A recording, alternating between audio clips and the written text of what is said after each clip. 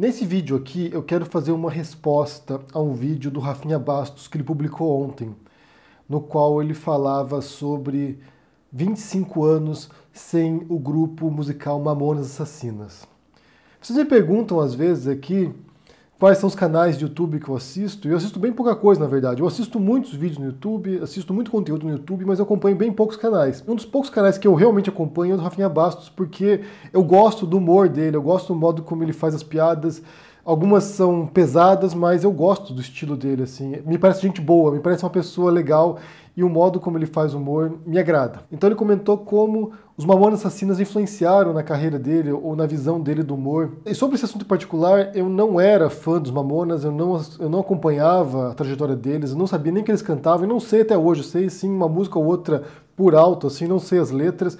Eu só fui saber quem eles realmente eram depois da morte deles, depois da tragédia do avião que caiu, porque não assistia, não ouvia, não via muito Gugu, então assim, realmente não acompanhei, então não me influenciou em nada Mamonas Assassinas. Eu tinha outra vibe musical, eu tinha outra vibe de outras coisas que eu curtia. Mas tem um ponto que o Rafinha Bastos comenta ali, e que é de fato aquilo que eu quero abordar hoje, quando ele diz que há acusações de que eles eram machistas, homofóbicos, as músicas deles como Robocop Gay era homofóbica. E ele diz que não dá para pensar desse modo, né? Porque as coisas mudam. Naquela época era tolerável fazer esse tipo de piada e hoje em dia já não é mais. E aqui é crucial a gente entender como a gente não pode ler o passado, a gente não pode ler músicos, a gente não pode ler autores, a gente não pode ler filósofos, a gente não pode ver filmes do passado com a lente nossa de hoje, com o nosso olhar hoje. Porque isso é um erro tremendo, é um erro tremendo. A gente olhar, por exemplo, para os Mamonas Assassinas e pensar, eles tinham músicas machistas ou homofóbicas, é um erro tremendo. Principalmente quando a gente fala de humor, que é um gênero que muda muito e é muito localizado historicamente, contextualmente, geograficamente. A gente não pode olhar para o passado e pensar desse modo, porque seria um erro, seria um anacronismo, é uma leitura anacrônica.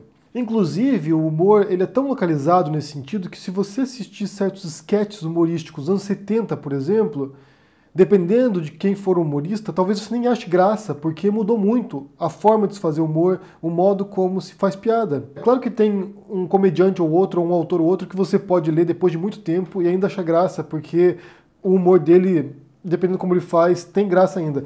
Por exemplo, quando eu li o livro do Rabelais, O Garganta e Pantagruel, que é um livro do século XVI, se não me engano, eu chorava de rir. Eu literalmente chorava de rir. Eu lia o texto dele e eu lia chorando de rir, porque era muito engraçado. É claro que nem sempre isso acontece, mas em algumas circunstâncias isso acontece sim. E isso não vale apenas para o humor, mas também vale para outras formas de expressão artísticas e culturais ou intelectuais. Eu vejo muita gente reclamando, né? Por exemplo, tem dois autores que me influenciaram muito na minha formação filosófica, que são o Schopenhauer e o Nietzsche. E eu vejo pessoas atacando esses autores porque eles seriam machistas, e de fato eram machistas. Eles eram completamente machistas. Tem textos do Schopenhauer sobre mulheres que é uma coisa assim completamente inaceitável hoje. E o próprio Nietzsche também tem muitos textos bastante machistas. O problema de fazer essa leitura é que você desconsidera o contexto histórico no qual eles escreveram. E aqui não quer dizer passar pano para o machismo, não. É você tentar entender o período no qual eles viveram. Porque no século XIX, quando Schopenhauer e Nietzsche escreveram, ser machista era a definição. O estranho não era o cara ser machista, era o cara não ser machista. Por exemplo, um autor como Stuart Mill, John Stuart Mill, um autor liberal, um clássico do liberalismo, que se você mencionar hoje em grupos de esquerda, as pessoas viram um olhinho porque você está citando um autor de direita, um autor liberal. Ele era um autor que era contra o machismo. A esposa dele era sufragista, ou seja, seria os primórdios do movimento feminista. Era uma mulher que lutava por direitos de voto das mulheres e ele defendia essa pauta sufragista. Então você tem um autor liberal, de fato, no sentido clássico do termo, que defendia de fato a autonomia das mulheres. Isso era raridade, isso que era estranho, isso que era o esquisito, isso que era fora do padrão. Autores como Nietzsche, Schopenhauer ou outros autores machistas ou racistas naquela época não eram a exceção, eram a regra. Autores como Stuart Mill defendendo os sufragistas e o voto da mulher e a autonomia da mulher é que eram a exceção. Se a gente perde essa dimensão histórica e a leitura do contexto de uma época, a gente perde a compreensão daquela época, a gente não entende porque certos autores diziam certas coisas. Outro caso, por exemplo, que eu vejo muito a direita fazendo, a extrema-direita fazendo, que é atacar gays que utilizam como referência de luta, militância, Che Guevara. E daí a extrema-direita diz, mas o Che Guevara era homofóbico, ele fuzilava gays. E se isso for verdade, porque eu não sei até que ponto que a gente pode confiar nessa narrativa da extrema-direita, mas se isso for verdade, e talvez seja, o fato de o Che Guevara ser homofóbico não era a exceção nos anos 50 e 60.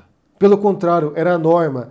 Se você assistiu o documentário do Oliver Stone, El Comandante, que o Oliver Stone vai conversar por horas com o Fidel Castro, e ele faz essa pergunta para o Fidel Castro sobre a perseguição de homossexuais em Cuba, que aconteceu de fato. Tem uma história famosa que é do Reinaldo Arenas, que era um escritor cubano homossexual, que é preso por ser gay. Depois ele consegue ser extraditado para os Estados Unidos e escreve, relata essa história dele num livro. Quando o Fidel Castro era perguntado sobre isso, ele dizia, mas a gente tinha uma sociedade machista. Então essa homofobia que havia em Cuba era um reflexo de uma sociedade machista de fato. E foi necessário anos para tentar desconstruir isso, para tentar fazer esse esforço.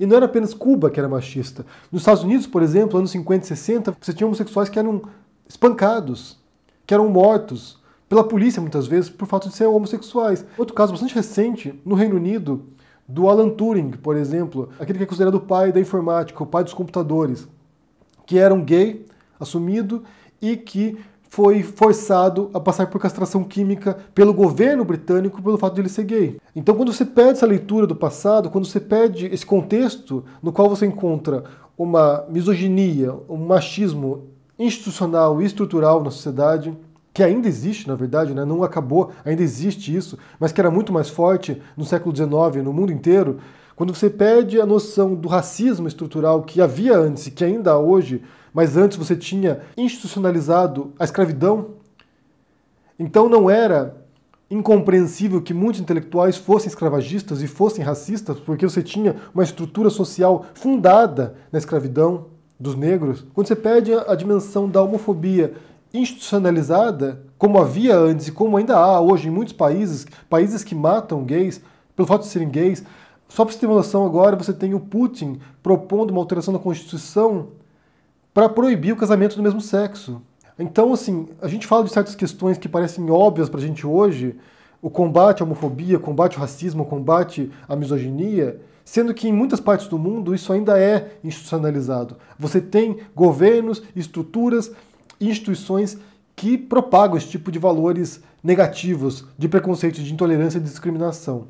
Por exemplo, voltando ao tópico aqui do Mamonas Assassinas, tentar ler uma banda dos anos 90 com o olhar de 2019 é um erro tremendo. É perder a noção daquilo que se fazia de humor na época. A gente pode criticar, a gente pode pensar de maneira crítica. Olha só esse autor aqui, olha como Schopenhauer de fato era machista e como se reflete na obra dele e como essa obra dele também ajuda a perpetuar uma estrutura de dominação e de opressão e de exclusão das mulheres. A gente pode pensar isso criticamente, mas sempre fundado, sempre calcado no contexto no qual ele escrevia. E outro erro, que também é igualmente grave, na verdade, né? É igualmente anacrônico, é você tentar pensar o que esses autores do passado queriam nos dizer, o que esses artistas nos dizem. E eles não nos dizem nada. Esse é o fato. Eles não nos dizem nada. Quando Schopenhauer, ou Nietzsche, ou Marx, ou um artista como Hemingway, ou Wagner, ou sei lá, qualquer artista que você possa pensar, quando eles produziam essas obras no passado, eles não pensavam na gente, porque a gente nem sequer existia. Eles pensavam num público, numa audiência, num grupo de pessoas que vivia na época deles. Nietzsche escrevia para alemães ou para europeus do século XIX. Freud falava com a comunidade europeia ou mundial do começo do século XX. Os Beatles compunham músicas e faziam um movimento artístico e cultural dos anos 60, para aqueles jovens, para aquela geração. Eles não falavam com a gente, eles não pensavam em nós. Vejo muitas vezes religiosos dizendo, né, o que Jesus quis nos dizer. Ele não quis nos dizer nada. Jesus nem sequer imaginava que haveria a espécie humana no século XXI. Jesus era um profeta apocalíptico, era um líder religioso apocalíptico que pregava o fim do mundo. Provavelmente na cabeça de Jesus o mundo acabaria em breve. Ele não imaginava que teria 2019 anos depois dele. Então a mensagem dele não era pra gente, ele nem sequer imaginava que a gente estaria aqui depois debatendo as ideias dele, a proposta religiosa dele. Ele não tinha como imaginar isso. Como é que a gente pode ler essas obras do passado, ouvir essas músicas do passado, esses filmes do passado e extrair lições dela. Porque a experiência humana ela é compartilhada. Então, um homem grego do século V a.C. também tinha emoções parecidas com as nossas em muitos sentidos. Também sentia fome, também sentia frio, também se apaixonava por alguém, também tinha medo, também sofria. Então, essa experiência compartilhada nos faz ler uma obra, uma tragédia grega, por exemplo, e se identificar com aqueles personagens, porque essa experiência humana, ela é talvez essencial nossa, e a gente pode entender, sim, outras experiências humanas de outras épocas, porque evolutivamente não mudamos tanto assim. Por outro lado, o contexto daquela obra, certas mensagens que são transmitidas ali, elas só são abertas quando você realmente faz esse esforço de compreender o solo no qual ela brota, no qual ela surge. Tem um livro muito bom para você entender a Grécia Antiga que se chama Paideia. O autor é o Werner Jaeger. Quando você lê essa obra, que é uma obra monumental, é um catatal, é uma obra gigantesca, e você faz esse esforço de entender como pensava o homem grego, você entende como a realidade deles e a compreensão de mundo deles estava completamente distante da nossa hoje. Se a gente tenta ler uma obra grega, uma tragédia grega, com o nosso olhar de hoje, sem fazer esse esforço, a gente perde boa parte da compreensão daquilo. A gente vai compreender o texto, a gente vai compreender o que eles disseram, porque o texto está ali.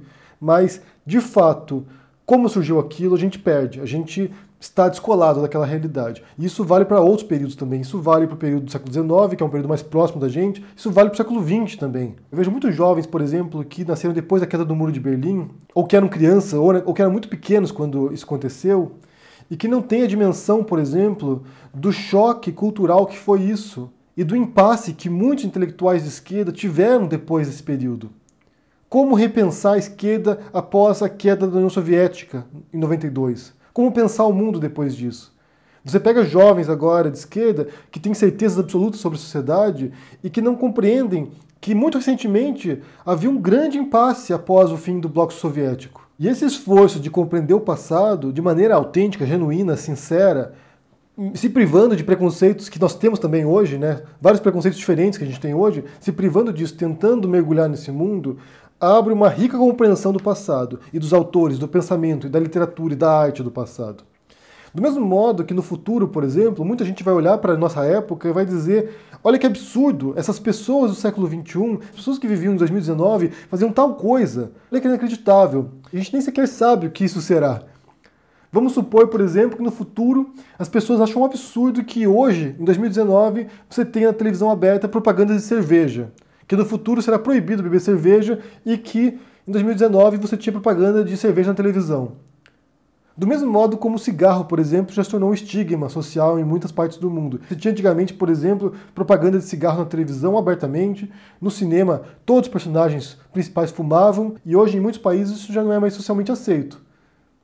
Talvez daqui 20, 30 anos seja um estigma você ser fumante. E as pessoas vão olhar pra gente com repulsa. Ou comer carne também. As pessoas me perguntam muito sobre veganismo. A gente come carne hoje, muita gente come carne. Talvez no futuro as pessoas olhem pro passado e pensem: olha só, fulano de tal comia carne. Olha que aberração, olha que abominação. Então é difícil julgar o passado com olhos do presente. É muito complicado fazer isso. E só mais um último exemplo. Recentemente surgiram os diários do Einstein. Foram publicados os diários do Einstein e mostram como ele criticava de maneira bastante racista povos asiáticos, chineses e outros povos asiáticos, que ele tinha feito uma visita para lá e ele criticava esses povos. E muita gente dizendo: olha só, o Einstein, um judeu que foge da Alemanha nazista por fato de ser judeu, porque senão ele teria sido morto pelo regime nazista, era racista, era preconceituoso. E mais uma vez, essa é uma leitura anacrônica, é uma leitura de hoje, olhando para o passado, como se muita gente no passado não fosse racista também e não nutrisse esses mesmos preconceitos que o Einstein nutria. Ou o próprio antissemitismo, que é um preconceito histórico, duradouro, milenar, e que muitas pessoas eram antissemitas.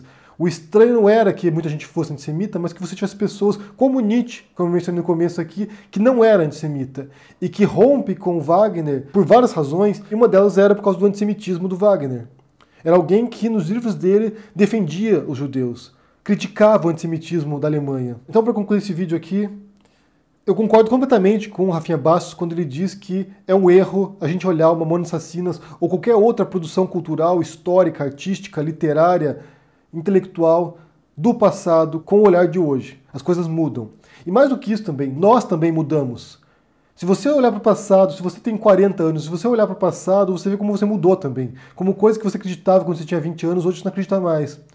E aqui vale mencionar um outro vídeo também que eu assisti, que é um amigo do Rafinha Bastos, que é o Cauê Moura, um vídeo no qual ele fala sobre a trajetória dele no YouTube, como ele mudou a mentalidade dele, como ele se transformou, como ele tinha uma postura antes e hoje em dia ele já não é mais assim. E ele olha com vergonha para o passado dele, como ele mudou, como ele já não pensa as besteiras que ele pensava. E como ele repudia aquilo que ele dizia anteriormente.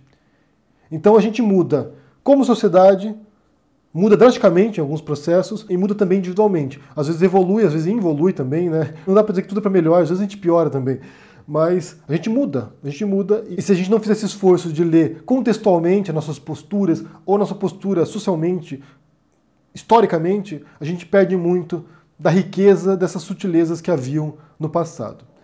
Eu quero saber o que vocês pensam sobre isso aqui, sobre esse devaneio aqui, relacionado à interpretação do passado, dos grandes autores, dos grandes artistas. O que vocês pensam sobre isso? Deixa aqui no comentário, deixa o joinha, assina o canal, ajude no Apoia-se e a gente vê por aí. Abraço e até mais. Tchau!